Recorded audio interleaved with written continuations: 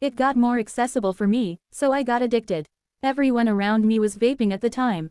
Coco, whose name has been changed to protect her identity, was 12 when she vaped for the first time. She's now 15 and trying to quit. She was angry, she said, as she smiled at her mother sitting nearby. My phone was taken away from me. Coco had never brought the vapes home, but as she grew more used to the habit, she also wanted to vape after school. What attracted me to it was more the flavors like peach ice or lychee-grape.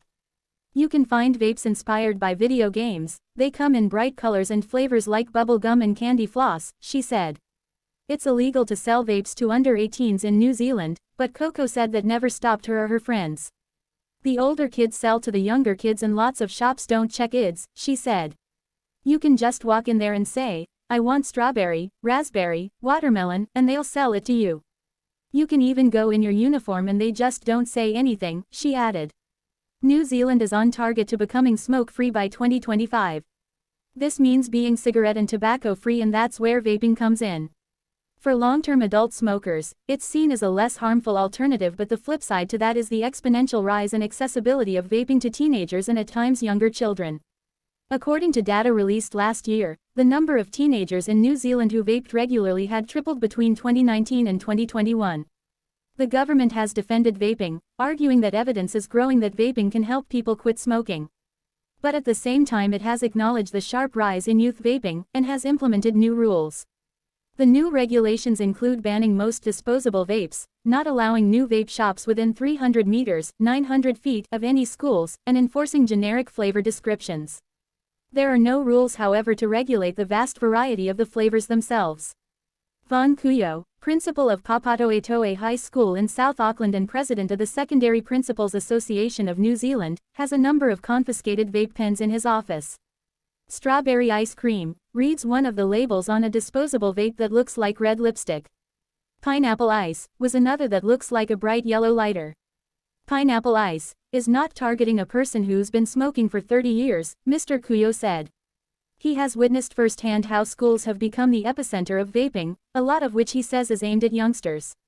It's a lifestyle object. They'll have a phone in one pocket and a vape on the other. It's sleek. It looks modern. In terms of a product and marketing perspective, some genius work has been done, he said. But it's not helping young people.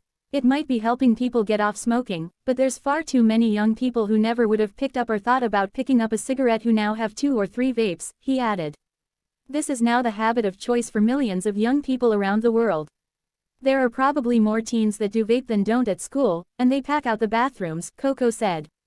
And when the colorful flavors came out, that just got every kid on it. Marnie Wilton said many vape shops had popped up recently around her Auckland suburb close to her son's local schools.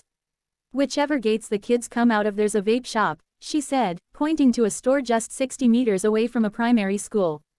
Like many mothers, Ms. Wilton is worried about how prevalent vaping has become.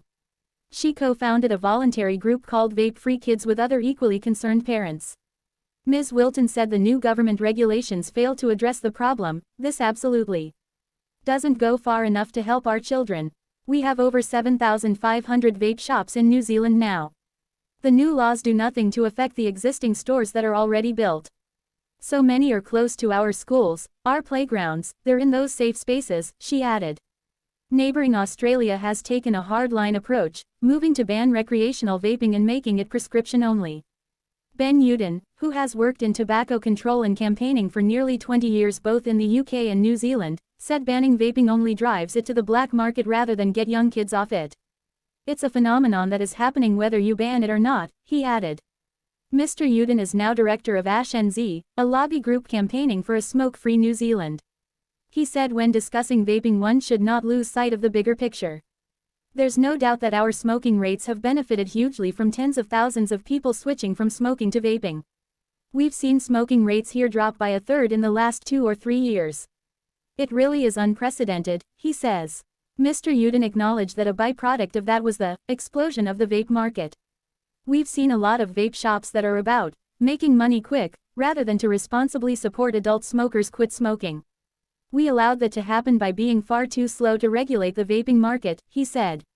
He added that while a number of youths have become vape dependent and need to be treated, there's a large spectrum of teens who are also experimenting.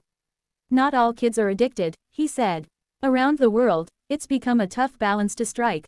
Parents and families who want to see fewer youngsters vaping, and governments who want to see fewer adults smoking. One thing is for certain, it may have started as a solution to cigarettes, but vaping has now created its own problem.